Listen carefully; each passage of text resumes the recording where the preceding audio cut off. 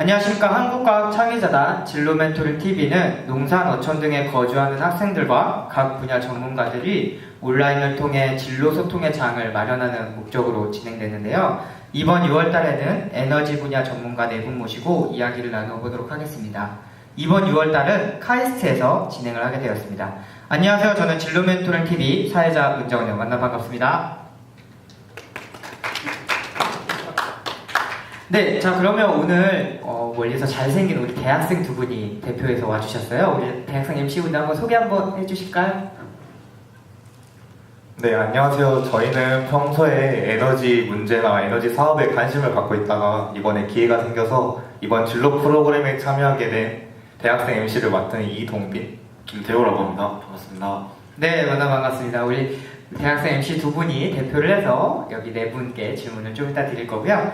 네, 다음에 카이스트에서 매력을 또 담당하고 계시다고 하시더라고요. 우리 융합교육연구센터장이신 김수영 교수님 모셨습니다. 교수님 간단하게 자기소개 부탁드리겠습니다. 안녕하십니까. 저는 카이스트 물리학과에 재직하고 있는 김수용이라고 합니다.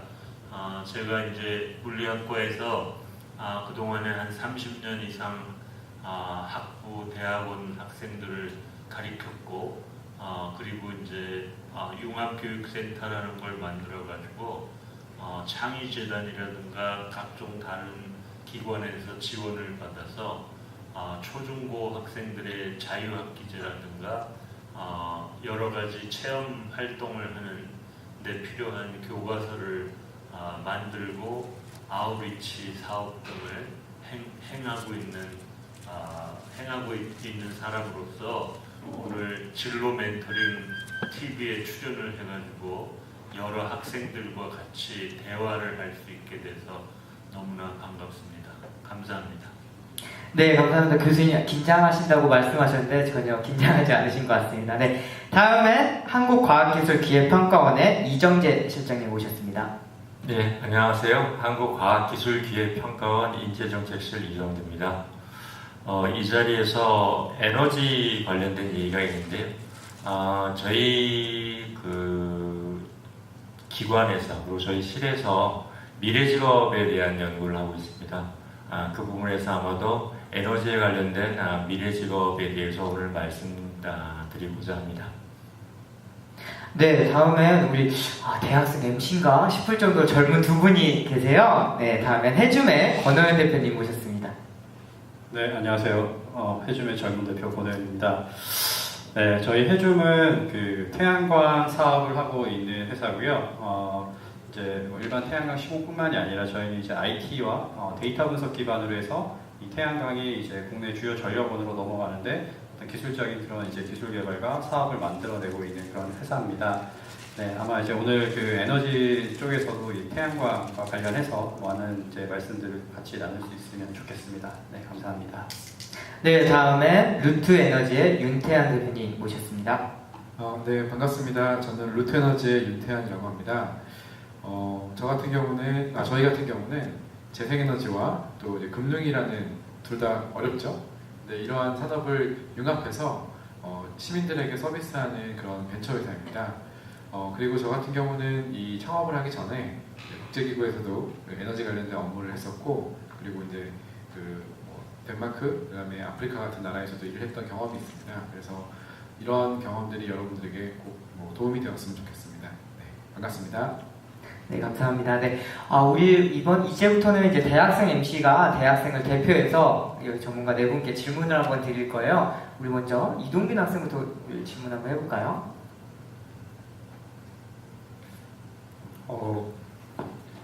저 김세영 교수님께 먼저 질문 드려도 되겠습니까? 네, 저 혹시 에너지 문제가 좀 많은 이슈가 되고 있잖아요. 근데 에너지와 관련된 내용을 모르면 학생들이 가장 먼저 말할 만한 내용이 가장 흔한 내용이 지구온난화 문제인데, 지구온난화의 심각성을 구체적인 수치나 예상되는 결과로 설명 가능하실까요? 사실 제가 이제 전공하는 거는 크게 에너지는 아닌데 이제 지구를 모니터링하고 지구를 관측하고 그러는 인공위성도 개발을 했고, 그 다음에 이제 지구 온난화에 대한 개념을 물리학적으로 지구 과학적으로는 이해하고 있어요. 그런데 뭐 가까이 비근한 예로 이제 지구 온난화가 일어나면 이제 뭐 라니냐라든가 뭐 이런 것들이 일어나서 이제 우리가 어렸을 때는, 우리가 참으로 어렸을 때는 한 1960년대 말이라든가 70년대 초에는 우리 밥상에서 쉽게 꽁치나 고등어를 쉽게 널리 먹었었거든요. 그런데 요즘은 그리고 명태도 쉽게 겨울에는 먹을 수가 있었는데 그것을 지금은 겨울에 명태를 우리나라 그것을 먹기가 동해에서 잡기가 어려울 정도로 우리 주변에 바닷속의 수온이 상승하고, 그래서 기후 변화가 심하게 일어나고 있구나 하는 것을 이제 느끼고 있죠. 그래서 그런 것들이 이제 우리의 삶의 패턴을 바꿔 놓을 수 있기 때문에 자라는 이 청소년이라든가 학생들은 그런 거를 좀 깨우쳐서 미래를 예측하는, 어떻게 변화할 건가를 알고 그거에 대처해서 미래를 관망하고 직업을 어떤 식으로 관찰하고 대책을 세워야 할 것인가 하는 것을 지구 온난화의 관점에서도 한번 들여다볼 필요가 있겠습니다. 네, 우리 교수님께서 학생들의 입장에서 조금 쉽게 설명해 주시려고 이렇게 먹을 거를 통해서 이렇게 예시를 들어주셨는데, 다른 대표님들도 이거 참고하셔서 학생들이 이해하기 쉽도록 해주시면 좋을 것 같습니다. 네. 저는 이정재 실장님께 질문 드리려고 하는데요. 네, 현재 그 한국과학기술기획평가원에서 일하신다고 그러셨는데 그게 무슨 기관인지 잘 몰라서 다들 모르실 것 같은데 좀 더 자세한 설명을 부탁드리겠습니다. 예, 학생들한테는 이제 생소한 기관이고요. 한국과학기술기획평가원 하면 이 단어가 과학기술이라는 건 학생들이 이해를 할 거고요. 뭐 기획이라는 것도, 그다음에 평가라는 것도 이렇게 하나하나 단어를 이해를 하실 겁니다. 전반적으로 그 과학기술 하면 이제 연구개발, 정부에서 연구개발을 하기 위해서 이렇게 여러 가지 이제 사업들을 만들어서 투자를 하게 됩니다. 그러니까 저희 기관은 현재 그 미래부 출연기관으로 있는데요. 미래부에서 주요 역할 중에 하나가, 정부에서 하는 역할 중에 하나가 우리나라 전체적인 연구개발이란 투자부터 실질적인 관리까지를 관장하는 부처입니다. 그래서 그러한 정부에서 하는 일을 전문적으로 같이 지원하고 같이 여기 동참해서 일을 하는 어떤 전문기관입니다. 조금 더 구체적으로 말씀드리면은 저희가 기획이라는 게 있고요, 평가라는 게 있는데, 연구개발 이런 투자금을 이렇게 지원을 할 때는 소위 얘기해서 한꺼번에 어떤 돈들을 무조건 내는 게 아니라 어떠한 목적성 사업들, 프로그램이라고 하는데요. 그 프로그램들을 만들어서 넣습니다. 그래서 그런 프로그램들을 기획을 하고, 그래서 그런 프로그램들을 추진한 다음에 그런 프로그램들이 잘 실행이 됐는지 이렇게 평가하는 그런 일련의 과정의 일들을 하는 전문 기관이고요. 제가 있는 인재정책실은 약간 기획 파트에 있습니다. 실질적으로 어떤 사업을 기획하고 그러는 건 아니지만은 사업 윗단에 좀 더 정책을 기획하는 부분이 있는데요. 그러한 부분에서 특히 좀 인력, 특히 인재에 관련된 일들을 하고 있고요. 저희가 과학기술 분야니까 과학기술 분야 인재에 관련 어떤 정책 기획에 관련된 일을 하고 있고, 아까 모두의 인사 말씀 드릴 때 드렸지만 그러한 일 중에 하나가 관련이 있는 게, 앞으로 과학기술 분야에서 청소년들이 앞으로의 우리의 미래의 어떤 과학기술 분야의 이제 인재가 될 분들이 가져야 될 어떤 신직업에 대한 미래 직업에 대한 연구를 하고 있습니다. 네, 여기 한 가지 말씀을 드리면 한국과학기술평가원에서 기획평가원에서 이 과학기술 미래 직업에 관련해서 이렇게 제작을 해주셨더라고요. 이거는 이제 과학기술 진로지원 센터에서 다운로드가 가능하다고 이렇게 말씀하시니까 우리 이걸 보고 있는 학생들은 이거 한번 보시면 아마 미래에 어떤 직업이 좀 유망하고 이러면 알아갈 수 있는 시간이 될 것 같고요. 또 게다가 무료라고 하니까 네, 꼭 다운로드 한번 받으시면 좋을 것 같습니다. 네, 저는 이번에 루트에너지 윤태양 대표님께 질문 드리려고 합니다. 네. 재생에너지 관련 사업을 하고 계시잖아요. 그러면 에너지 분야를 전공하고 있는 학생들에게 앞으로 미래에 할 수 있는 일이나 뭐 시장에서 재생에너지 시장에서 어떤 진로가 있는지 궁금합니다. 굉장히 어렵지만 이렇게 쉽게 생각할 수 있도록 간단하게 설명을 드리자면 재생에너지 산업은 이제 막 시작하는 산업입니다. 그러다 보니까 거의 전 분야에 걸쳐서 인재들이 필요합니다. 그래서 실제로 단순하게 이제 공학을 전공하거나 자연과학을 전공한 이과생들만 필요한 게 아니라 정말 문과에서 경영, 경제, 그다음에 뭐 사회학, 심리학, 그다음에 뭐 통계학 이런 것들을 전공한 다양한 전공의 학생들이 그 산업에서 일을 할 수가 있고요. 그리고 그런 분들이 모두 다 필요한 그 산업이라고 보시면 될 것 같습니다. 그래서 이제 막 시작하는 영역이니까 전공에 관계없이 누구나 관심 있는 분들이 공부하고 또 더 관심을 갖고 어떻게 이 분야에 뛰어든다면 여러분의 자리를 반드시 찾을 수 있을 거라고 생각을 합니다.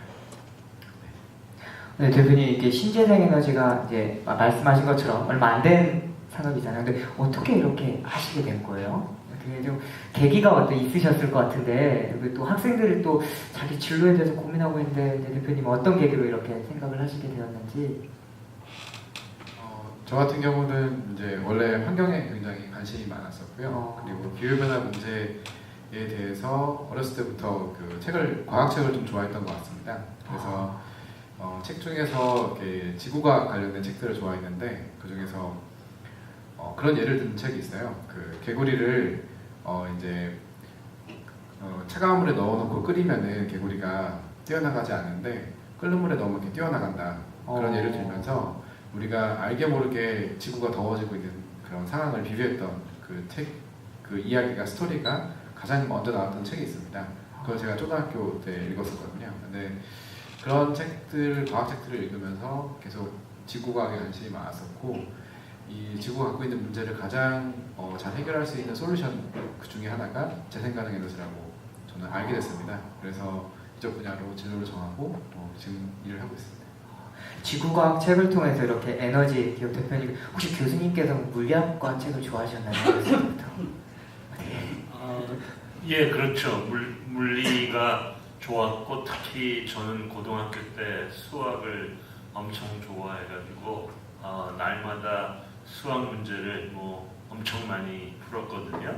그래서 그걸 기반으로 해서 이제 수학을 기반으로 해서 자연을 설명하는 학문이 오로지 물리밖에 없더라고요. 그래서 물리를 좋아했고 그런데 물리를 이용해서 그냥 사람들이 말하는 물리학의 영역보다는 물리를 이용해서 또 다른 예를 들면 생물의 현상을 물리로 설명할 수 있는 방법은 없을까?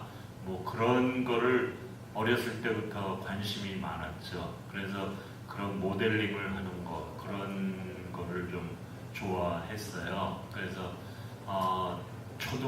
초등학교나 중학교나 고등학교 때는 특히 흠뻑 청소년들이 수학 문제를 아주 오랜 시간 동안 몰두해야지 풀 수 있는 그런 수학 문제에 집중해가지고 1시간이고 2시간이고 풀어가면 얼마나 좋을까 하는데 지하철을 타면은 말이에요 다 스마트폰을 해요. 그런 어린이들이 청소년들이 어떻게 2시간이 필요한 수학 문제를 풀까? 그런데 몰두하면은요 이 다음에 잘 살아요. 그러니까 수학 좀 제발 좀 하고 스마트폰은 좀 나중에 해도 되거든요. 네, 한두 시간 한 문제 가지고 수학 문제를 푼다고 하니까 우리 두 대표님께서 웃으셨어요. 근데 저기 옆에 보면 대학생들도 같이 웃고 있더라고요. 이 수학 문제 한두 시간 이제 푸는 게 쉬운 일이 아니죠. 그죠? 네, 우리 한번 질문 한번. 저 해좀 권호연 대표님께 질문 드리고 싶은데요. 현재 국내외에서 태양광 에너지 사업이 시장이 전체 에너지 전력 시장에서 어느 정도 영역을 차지하는지와 그다음에 앞으로 발전 가능성 그런 부분에 대해서 여쭤보고 싶습니다. 유태한 대표님이 더 잘 아실 것 같은데, 그죠? 네. 아직 많이 미미하죠. 그래서 특히 우리나라는 더 미미하고요. 전체 제가 최근 접한 통계가 2015년 통계인데요. 2015년도 기준으로 해서 태양광 에너지가 전체 전력에 차지하는 양이 한 0.7% 정도가 되는 걸로 알고 있습니다. 그래서 아직 해외에 비해서는 이제 갈 길이 아직 많이 멀죠. 해외는 저는 사실 국내파이기 때문에 해외는 잘 모르는데 해외파가 계시기 때문에 대표님이 해외 관련 말씀은 해주시면 좋을 것 같고요. 네, 사실 어떤 발전 가능성에 대한 부분들은 이제 이걸 단순히 이제 신재생 에너지원의 하나로 맞죠. 사실 그게 사실이긴 하지만 이게 이제 지금 과거부터 지금까지 이루어졌던 그런 신재생 에너지원을 볼 것이냐, 사실 그렇지는 않습니다. 지금은 이 태양광이라는 것 자체가 과거에는 어떤 보조금에 의존하거나 이제 가격이 높았다 이런 이제 가격적인 측면에서도 부담이 있었지만 지금은 사실 다른 어떤 에너지원보다도 경제적이고 다른 어떤 에너지원보다 친환경적이기 때문에 이제는 이제 단순히 하나의 에너지원이 아니라 지금 기존의 에너지 시스템을 변화시킬 수 있는 주요 에너지원으로 이제 발전 가능성이 굉장히 높다고 보고 있습니다. 네, 오늘 들어보니까 국내 에너지와 해외 에너지를 모두 선점하고 계신 두 대표님을 모시게 된 것 같습니다. 근데 그 신재생 에너지 관련해서 그 한국과학기술기획평가원에서는 전망이 좀 어떤가요, 실장님? 그리고 좀 미래에 유망한 좀 직종인가요? 어떻게 보시기에 어떠신가요? 신재생 에너지에 대해서는 연구개발 분야에서 연구가 많이 되고 있고요. 근데 거기에는 이제 전문가에 따라서 의견들이 좀 나뉠 거라고 분명히 생각합니다. 여기 참여하신 다른 전문가들도 그러니까 여러 가지 다양한 의견을 가지고 있으리라고 생각을 하고요. 직업적인 관점에서는 저희 그 미래직업 발굴에서 이 에너지 관련돼서 신재생 에너지 전문가라는 그런 직업을 작년인가 도출해서 일단은 현재 저희가 창의전을 통해서 진로지원센터에서 배포가 되고 있는데요. 여기 지금 오신 분들은 아까 태양광 얘기하셨고요. 근데 신재생에서는 현재 큰 프로펠러가 돌아가는 것들을 여러 지역에서 많이 보고 있는데 풍력 관련된 것도 있고 저희 나라 쪽에서는 관련이 조금 덜하지만은 지열 같은 부분도 있고요.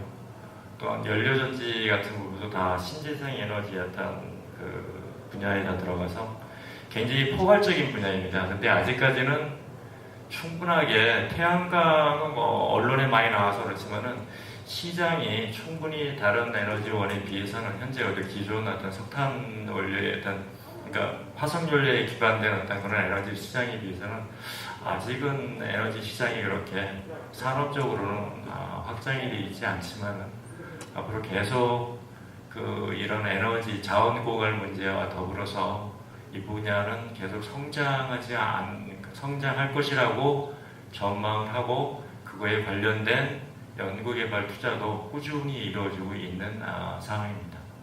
네, 우리 지금 이 방송을 보고 있는 대학생들 지금 이제 투자되고 있는 이 에너지 분야에 뛰어들면 굉장히 좋을 것 같습니다. 네, 저는 이정재 실장님께 질문 또 드리고 싶은데요. 그 과학기술 미래직업 연구가 많이 대두되고 있다고 하셨는데 잘 모르겠거든요. 그래서 혹시 미래직업 연구에 대한 소개를 좀 해주실 수 있을까요? 예. 미래직업 연구는 이제 저희가 일단 먼저 말씀드릴 거는 저희가 하는 것은 이제 과학기술 분야에 대한 미래직업을 좀 연구하고 있고요. 미래 직업에 대해서 특히 뭐 이제 미래 직업 또는 신직업 이런 식으로 얘기를 하는데 이 직업에 대한 연구는 실질적으로 고용정보원이라고 또 있어요. 예, 그런 전문 기관들이 있는데 우리나라 직업에 대한 연구들은 그쪽에서 먼저 하고 있습니다.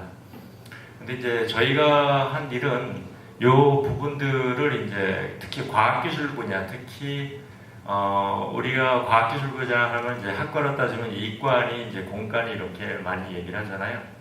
특히 청소년들이 이과나 공대로 좀 진입을 해서, 그러니까 진학을 해서 그분들이 이런 과학기술인으로서 거듭나서 사회에 조금 이제 과학기술이니까 좀 훌륭한 과학기술자가 좀 만들어보자라는 그런 취지에서 조금 더 과학기술 분야에 청소년들이 조금 더 많은 관심을 갖게 하고자 하는 방안이 무엇일까 생각을 하다가 뭐 여러 가지가 있겠지만은 이런 미래 유망한 직업들을 좀 학생들한테 잘 알려줌으로써 그 학생들이 내가 이러한 과학기술 분야에 가서 이런 공부를 하게 되면은 향후 저런 직업을 좀 가질 수 있겠다라는 그런 취지로서 저희가 연구를 시작했고요. 지금까지 한 3년 정도를 추진을 했고 대략적으로 저희가 한 50개 정도의 그 신직업을 발굴해서 일단 저런 아까 보시는 저런 책자가 저 책까지 포함해서 3권이 나와 있고요.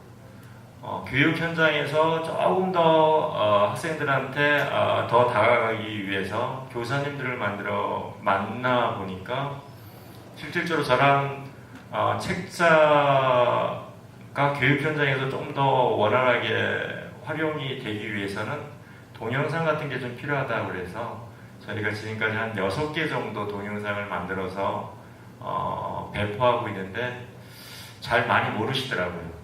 유튜브에 가셔서 과학기술 또 미래직업, 신직업 뭐 이런 저희 기관이 이제 키스텝인데 한국과학기술기획평가를 짧게 말하면 키스텝인데 이런 키워드를 치시면은 유튜브에서 저희가 이렇게 업로드 해놓은 그런 동영상을 쉽게 발견하실 수 있을 겁니다.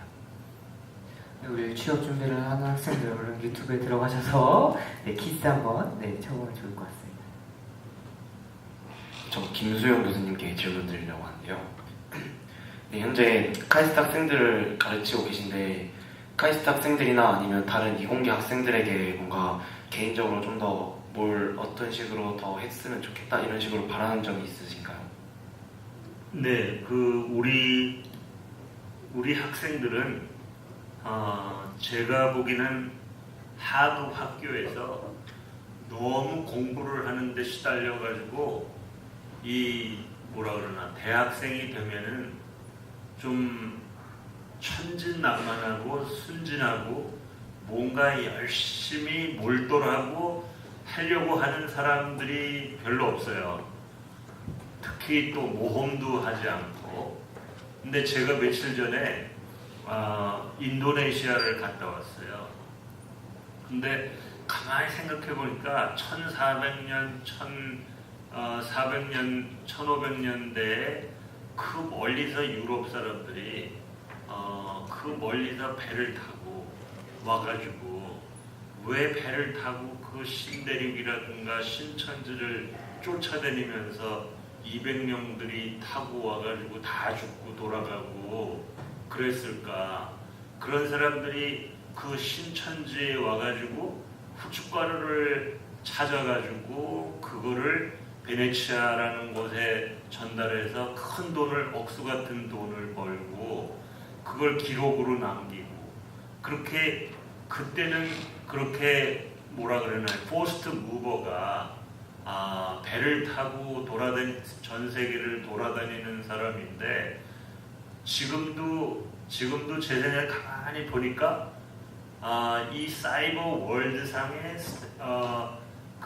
제발 스마트폰을 가지고 막 돌아다니는 건 좋은데 좀 새로운 걸 찾아서 인생에서 짜릿한 게 뭡니까? 청소년 시기에도 돈을 벌어야죠.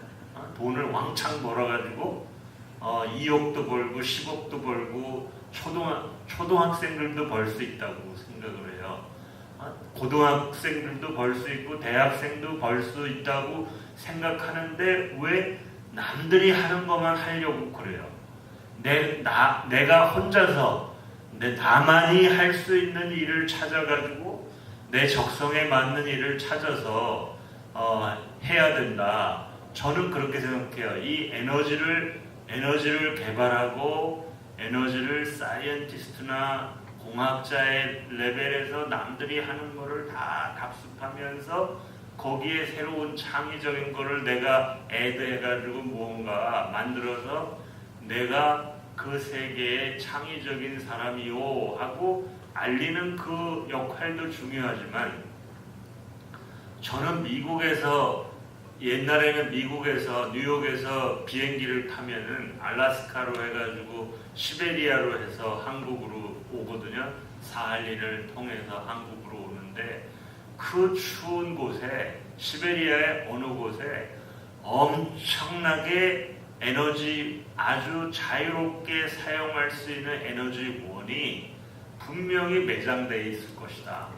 그런 것을 찾으려고 하는 열망이 있는 젊은이들이 한국에서 나와가지고 한국에서 그걸 못하니까 러시아로 유학을 가서 러시아 사람들하고 같이 힘을 겨뤄가지고 그거를 찾고 그러는 정열적인 젊은이들이 청소년들이 있어야지 이 나라가 다시 살아날 수 있지. 그 남들이 하는 것만 뒤따라가서 계속하면 나는 똑같은 사람밖에 더 되겠습니까? 내가 그러면 연봉 1억을 받을 수 있겠어요? 내가 연봉 10억의 젊은이가 되기 위해서는 남하고 달리 다른 생각을 하고 정열적으로 누가 돈을 줍니까? 하늘에서 뚝 떨어져서 줍니까? 내가 노력해서 내가 좋아하는 거 열정을 가지고 그렇게 해야지 내 직업이 만들어지고 내가 하는 일이 만들어지지 않을까. 저는 그렇게 생각합니다. 그래서 제발 우리 젊은이들이 좀 모험을 좀 했으면 좋겠어요. 모험을 좀 하고 10년 후에 나를 좀 한번 보고 15년 후에 나를 보고 그렇게 살아가기를 저는 간절히 정말로 바랍니다. 교수님께서 여러분에게 호소하고 계십니다. 여러분 꼭 이거 들어주시고 지금 말씀하시는 교수님께서 원하시는 인재상이 누굴까 한번 생각을 해봤어요. 그랬더니 우리 저기 바로 보이는 우리 두 대표님께서도 사실은 창업이란 게 모험이잖아요. 근데 이 모험을 하기가 사실 쉽지가 않잖아요. 대학생 때도 그렇고 사회 나와서도 안정된 직장도 있고 돈 많이 주는 직업도 있을 텐데 우리 두 대표님은 왜 이런 어려운 모험을 선택하게 되셨는지 라고 이야기를 한번 들어보고 싶은데 우리 해중 대표님, 권호연 대표님께서 한번 먼저 왜 창업 이 어려운 모험을 선택하게 되셨는지 궁금합니다. 네. 창업 진짜 어렵습니다. 네, 창업 그렇죠. 진짜 어렵고 창업 진짜 힘듭니다. 어제도 어렵고 오늘도 어렵고 내일도 어렵고요. 대신 이제 어제도 재밌고 오늘도 재밌고 내일도 재밌을 것 같습니다. 그러니까 이제 어려움과 재미있는 게 같이 공존하는 게 창업인 것 같습니다. 저도 이제 대학원 이제 공부도 해보고 이제 회사 생활도 이제 해보면서 아마 이제 그런 모험심이라고 아까 교수님께서 말씀을 하셨는데 사실 모르겠습니다. 윤태환 대표님은 모르겠지만 저도 처음에 한 발 내딛는 게 정말 쉽지는 않았거든요. 근데 이제 내딛고 나면 뒤로 백스텝을 할 수가 없기 때문에 계속 앞으로 갈 수밖에 없습니다. 그래서 한 발 내딛는 게 이제 가장 어렵고 또 내딛고 나면 사실 그 안에서 계속 이제 찾아갈 수 있으니까 어렵게만 교수님 말씀하신 것처럼 어렵게만 생각할 필요는 없을 것 같습니다. 다만 창업은 힘든 건 맞습니다. 네, 창업을 꿈꾸시는 분들 어렵지만 재미있고 한 발 내딛는 게 어렵다. 한 발 내딛을 때 어떤 기분이 드세요? 막 뭔가 하나를 성취했다 이러면 어떤 기분이 드세요, 올 대표님? 학생들한테 어떤 성취감 이런 느낌이 있잖아요. 그런 걸 좀 현장감 있게 어떻게 좀 전달하는 방법이 없을까요? 이렇게 뭔가 성과를 이뤘을 때? 당연히 당연히 어떤 성취라도 성취는 좋죠. 근데 이제 돈을 벌기 위해서 돈을 벌 수는 있을 것 같아요. 내가 관심 없는 걸 하더라도 돈을 벌 수도 있고 못 벌 수도 있고, 내가 관심 없는 걸 하더라도 돈을 벌 수도 있고 못 벌 수도 있는데, 내가 관심이 없는 걸 하면 오래는 못 하는 것 같아요. 돈은 벌 수 있지만, 그래서 일단 그런 부분들을 좀 잘 생각해야 되는 것 같고요. 네, 이제 그게 성취가 이제 금전적인 게 될 수도 있고, 아니면 같이 일하는 사람들이 좋아하는 거에서 내가 기쁨을 느낄 수도 있고, 이제 그 성취에 대한 포인트는 사실 굉장히 여러 가지가 있거든요. 이제 회사 생활하고 다르게. 그래서 네, 뭐 그런 성취는 아마 뭐 제가 설명을 해도 네, 생각하시는 것보다 그 이상의 성취는 있습니다. 네, 그리고 이제 저희 회사에 지금 같이 계신 분들이 지금 한 30명 정도 저희 이제 회사에 계신데, 그 30분이 계시면 이제 그분들에 대한 이제 책임감도 있고, 그리고 그분들하고 이제 같이 하면서 또 뭐 웃기도 하고 또 이제 서로 화내기도 하고, 이제 그런 여러 가지 과정들이 있는 게 사실 창업이니까, 뭐 창업에 대한 사실 우리가 뭐 이렇게 환상을 가질 필요도 없고, 예, 창업도 그냥 저희 뭐 인생 살아가는 여러 가지 이제 방법 중에 하나가 창업이라고 저는 생각하고 있습니다. 네. 우리 윤태원 대표님 왜 어떻게 모험을 또 이렇게 시작하게 되셨는지. 저는 약간 변태였던 것 같아요. 어떤 점에서? 살아오면서 돌이켜 보니까 어떤 선택의 기로가 있을 때 쉬운 쪽을 선택하는 것보다는 좀 내가 하기 어려운 쪽을 선택했던 것 같아요. 그래서 남들이 안 해본 것들을 첫 발을 내딘 경우가 저도 꽤 많았던 것 같고, 그 중에 하나가 지금 창업인 것 같아요.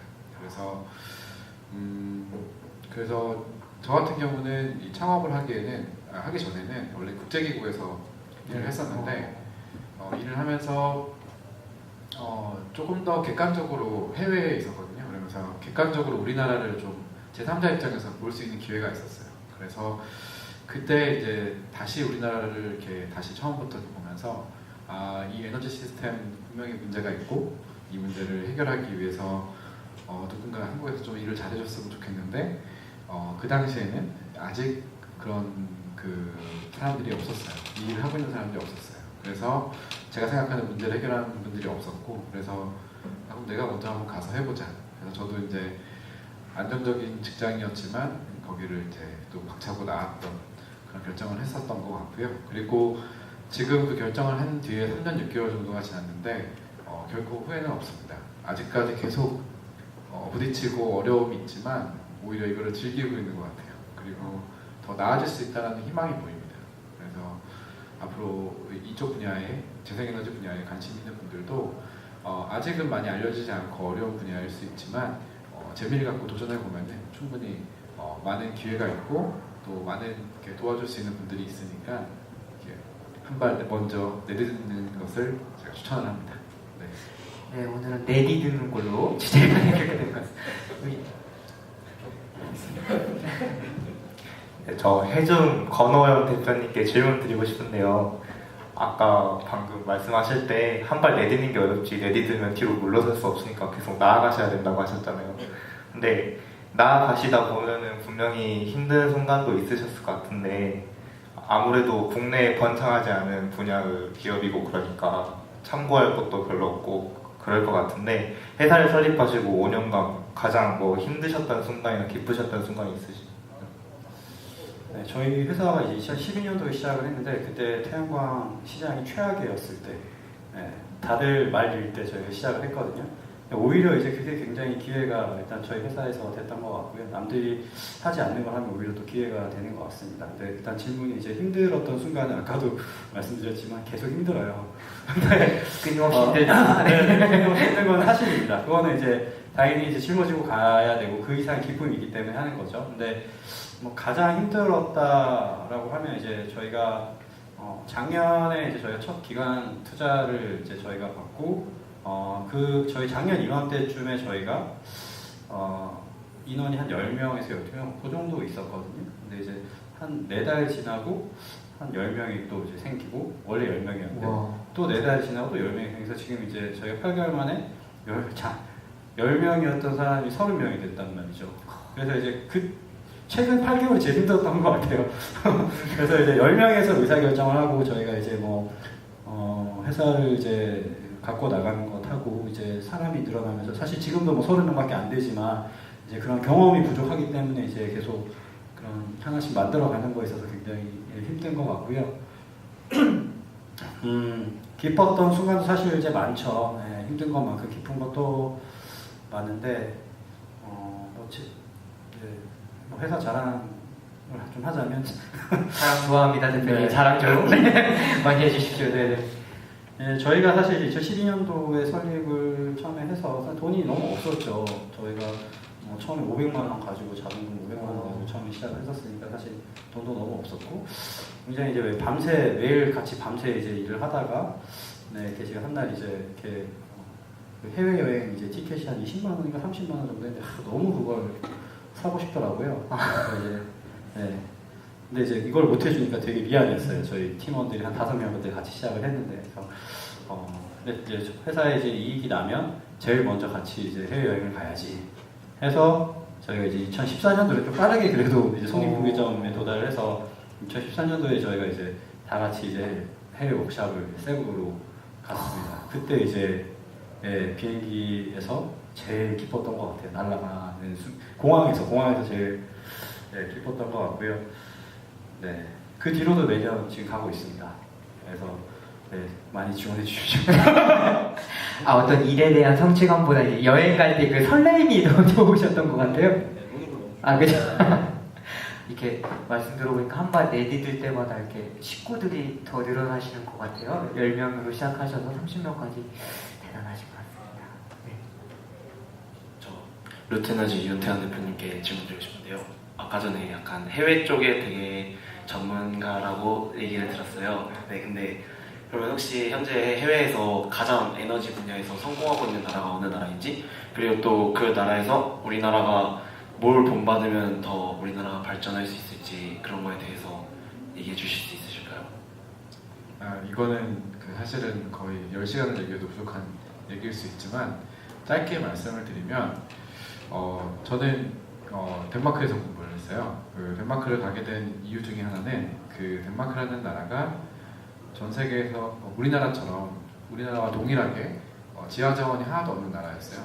다 외국의 수입을 의존하는 나라였고, 그리고 그러다 보니까 이제 에너지도 이제 많이 필요했지만 부족했었어요. 그래서 그 나라가 어떻게 에너지 시스템을 만들어 왔고 어떻게 현재 재생에너지로 거의 국가 전체에 필요한 전력의 100% 이상을 돌리는지 그런 내용들이 궁금했고, 그래서 저는 그 나라에 가서 그 내용들을 배웠습니다. 그래서 가장 덴마크와 우리나라의 가장 큰 차이점은 덴마크는 아래에서부터 그 가장 시장에 있는 가장 작은 개인들에서부터 시장에서 이익을 얻을 수 있는 기회를 마련을 해서 그분들이 위해서 수요가 늘어나면 산업이 발전하고 산업이 발전해서 국가가 발전하는 그런 식의 바텀업 어프로치를 취했습니다. 그러다 보니까 소비자층에서의 그 재생에너지에 대한 신뢰와 그 이익을 얻을 수 있는 기회, 이런 것들이 굉장히 두텁게 쌓여 있었고요. 그게 당연한 것이 되었습니다. 에너지 시민이라는 것이 당연했었고요. 하지만 우리나라는 항상 탑다운이었습니다. 먼저 대기업을 지원해주면 거기서부터 이게 낙수 효과가 생긴다. 그래서 아래로 내려갈 수 있다, 일자리가 더 생길 수 있다 라고 하지만 그건 주장에 불과했고 사실로는 드러나지 않았습니다. 사실로는 오히려 대기업들만 더 배불리고 밑에 있는 중소기업들은 힘들어지는 그런 거꾸로 된 구조, 그리고 시민들은 더 많은 혜택을 얻을 수 없는 구조, 이런 구조가 되었죠. 그래서 저는 그거를 우리나라의 탑다운 방식을 바텀업으로 바꾸는 그 일에 관심이 많고 그렇게 덴마크에서 배운 내용들을 우리나라에 적용하고자 하는 게 저희 미션입니다. 그래서 그거를 이제 비즈니스적으로 문제를 풀고 있다고 보시면 될 것 같습니다. 제가 오기 전에 이제 루트에너지라는 기업을 페이스북에서 한번 찾아봤어요. 근데 대표님께서 이제 이렇게 올리셨던 글 중에 재생에너지 일자리 천만 시대인데 이제 앞으로 우리나라는 어떻게 돼야 되나 이런 글을 봤거든요. 이제 덴마크에서도 계셨고 우리나라에서도 계셨으니까 이제 앞으로 해외와 우리나라에 좀 차이가 있다면 아까 바텀업, 탑다운 이런 것도 말씀하셨지만 어떤 에너지 분야에 대한 좀 차이가 있다면 어떤 부분이 있을까요? 우리나라는 사실 태양광이 워낙 많이 이렇게 알려지고 많이 보급하려고 하잖아요. 근데 해외는 또 어떤지 뭐 현황은 어떻고 뭐 이런 게 있을까요? 아무래도 그 큰 차이는 교육인 것 같아요. 그러니까 교육. 덴마크와 그 이제 다른 유럽에 있는 국가들, 북미에 있는 국가들은 대학뿐만이 아니라 이제 초중고생 때부터 커리큘럼 중에 에너지, 지구와 에너지 뭐 이런 과목들이 이미 존재했고요. 그러다 보니까 이제 대학에서도 마찬가지로 다양한 에너지에 대한 커리큘럼들이 있어 왔습니다. 근데 우리나라를 다시 되짚어 보면 교육이 좀 안 돼 있습니다. 그러니까 대학에서 교육이 부족하다. 우리 훌륭한 카이스트에 와 있죠. 네, 제가 알기로도 카이스트에서도 재생가능 에너지 분야를 집중적으로 연구하거나 가르치는 그런 학과는 별도로 없고 뭐 특강이나 아니면은 뭐 교양 과목 수준의 과목들은 있지만 굉장히 깊은 수준의 내용을 배울 수 없는 부분들이 많습니다. 그래서 카이스트도 이런 어려움이 있는데 다른 대학들은 더 심각하겠죠. 그래서 그렇다 보니까 인재들이 재생에너지 분야의 인재들이 양성되기가 어려웠고 그러다 보니까 시장에서 필요한 충분한 인재들이 양성되지 못했습니다. 그러다 그런 것들이 사실 악순환이 돼서 계속 시장도 굉장히 작고 인재도 양성되지 않는 그런 것들이 악순환이 되고 있는 것 같습니다. 저희가 그런 차이점이 있지 않을까 생각합니다. 네, 교수님 혹시 에너지 분야 인재 양성 어떻게 좀 이렇게 고려해 보실 생각은 없으신가요? 예, 아까 말씀을 하셨는데 그래 저한테 물어보는 질문 중에 하나가 발암 물질이라는 거하고 관련된 미세먼지 얘기도 있어요. 그래서 미세먼지가 이제 소셜 이슈잖아요. 지금 현재. 그래서 제가 이거를 해답하기 위해서 이런 생각을 해봤어요. 그러니까 제가 융합교육연구센터를 운영하는 목적이 뭐냐면 지금 말씀하시는 그런 에너지라든가 이런 것이 자연과학이라든가 어느 한 커리큘럼 실러버스 안에서 이루어질 수 없고 이게 융합적으로 사회적인 사회 문제가 야기됐을 때 그거를 어떻게 해결을 해야 되느냐 하는 거를 한 번이라도 6개월 프로젝트로 또는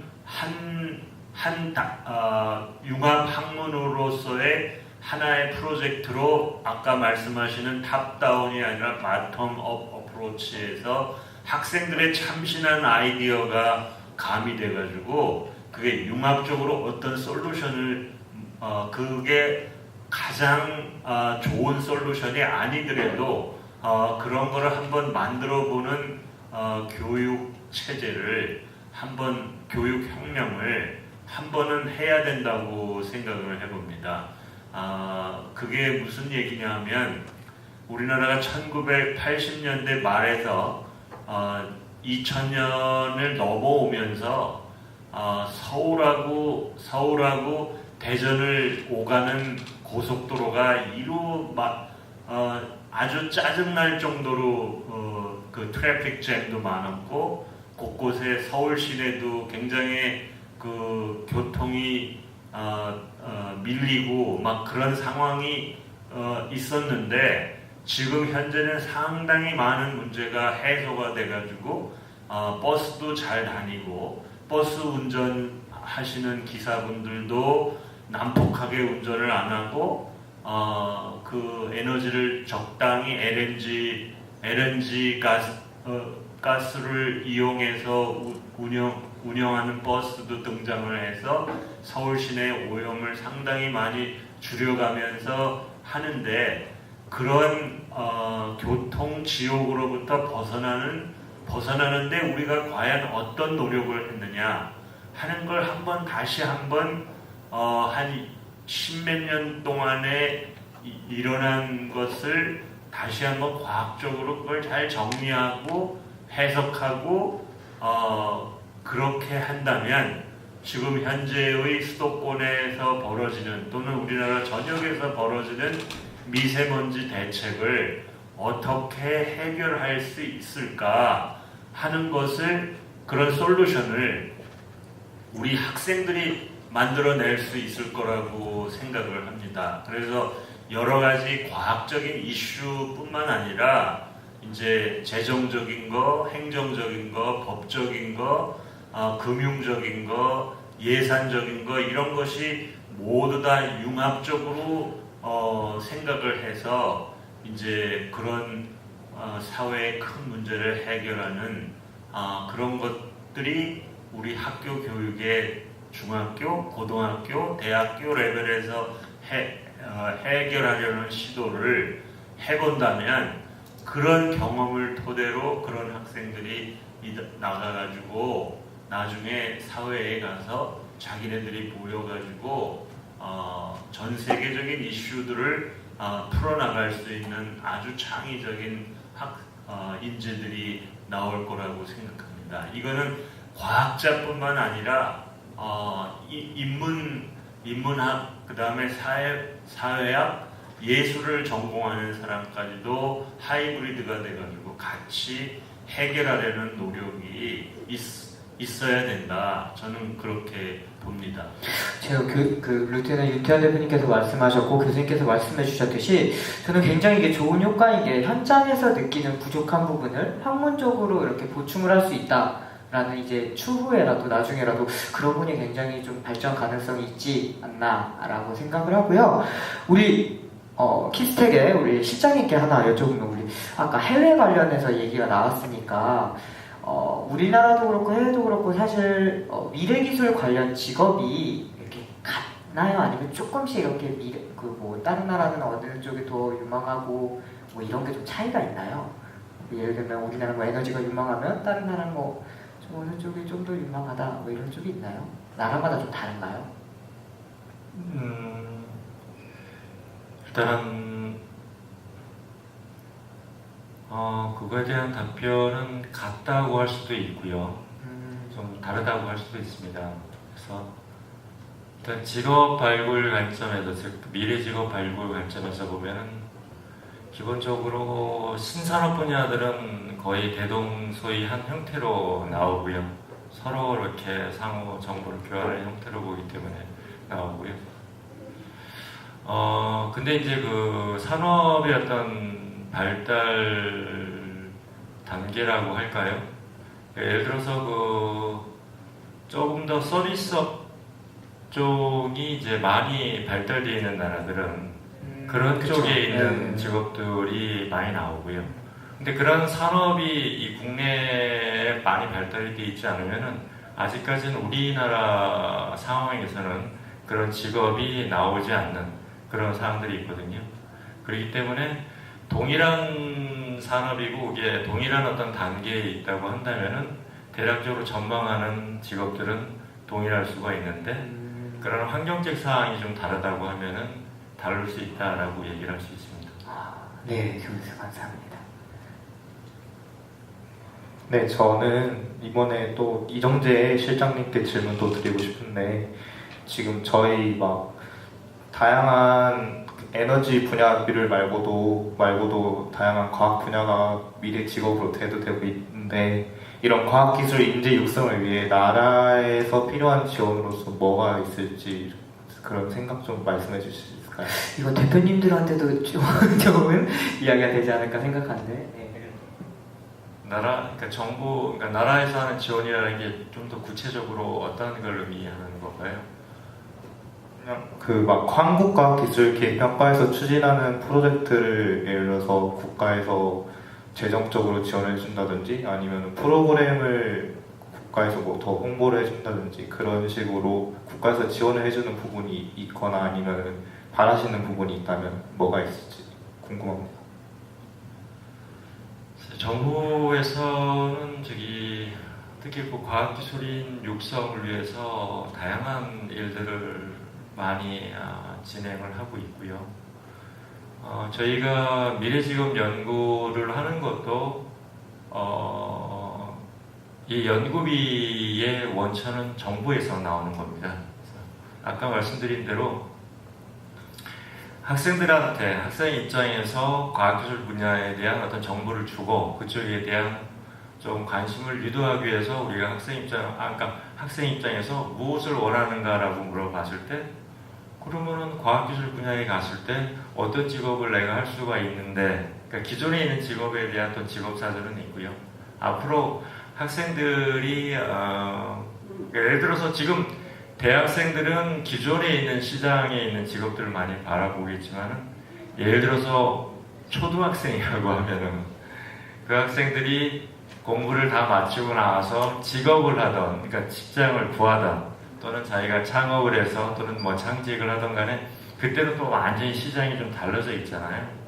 그러니까 현재는 전혀 존재하지 않을 수 있는, 그리고 현재는 잘 알려져 있지 않은 직업도 사실 초등학생들한테는 좀 관심 있는 학생들이라면 이런 직업이 있다라고 얘기해 주는 것만으로도 내가 과학기술 분야에 대한 공부를 좀 해봐야겠다, 내가 그쪽으로 학교를 좀 가봐야겠다라는 마음이 들지 않을까요? 그래서 그러한 노력의 일환으로서 이러한 이제 연구를 하고 있는 거고요. 과학기술 인력에 대해서 육성에 대해서 정부가 하는 일들은 지금 너무 많아서 대학생들 입장에서 봐서는 뭐 전 학문에 장학금들 지급하지만은 과학기술 분야도 정부에서 장학금 많이 주거든요. 그리고 대학 내에 지금 현재 교육부하고 미래부하고 이제 여러 가지 사업들이 있는데요. 그래서 뭐 학교에서 일단 교과과정 그러면 에이스라는 사업은 들어보셨나요? 네, 요즘에 대학마다 다 몇 개. 이거는 이제 교육부 사업인데 뭐 그런 형태로 해서 이렇게 하여튼 다양한 사업들이 진행이 되고 있어서 지금 진행되는 거를 좀 더 효과적으로 잘 추진하는 게 더 중요하다고 생각을 해요. 그리고 하여튼 저희 기관도 그런 입장에서 정부에서 지원을 많이 해줘서 다양한 활동을 하고 있고요. 그래서 어찌 말씀드려야 될지 모르겠지만 충분히 되고 있고 이거를 좀 잘해봐야 되지 않느냐.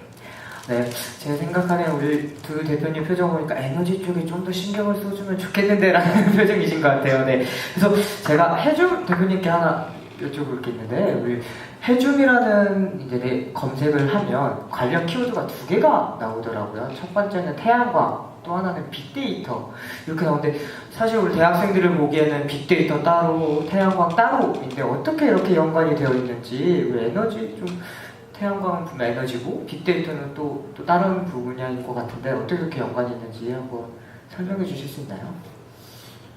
우선 그 태양광을 단순히 이제 태양광이라는 측면만 보게 되면은 뭐 데이터와 좀 연관이 없을 수도 있는데, 이 태양광이 사실 뭐 깨끗한 에너지고 굉장히 좋은 측면도 많지만, 그쵸. 한 가지 전체적인 이제 에너지 측면에서 봤을 때 이제 아쉬운 점은 이제 맑은 날에는 태양광 발전이 많이 되고 흐린 날에는 발전이 안 되고, 네. 이제 국가의 전력 수요가 있는데 이게 들쭉날쭉하면 이제 통제가 안 되잖아요. 그래서 이제 이 태양광이라는 이 분산형 전원이라고 하는데, 이 전원이 커지면 커질수록 그런 이제 통제에 대한 이제 이슈가 발생을 하게 됩니다. 그래서 그래서 이제 다음 날 도대체 저희 회사가 관심 있어 하는 거는 다음 날 도대체 태양광 발전이 얼마나 이 발전소에서 생산이 될 것인가에 대한 이제 예측을 하고 있고요. 이제 여러 가지 기상 데이터하고 태양광 발전소에 대한 그런 데이터들을 결합해서 데이터를 분석하고 예측하는,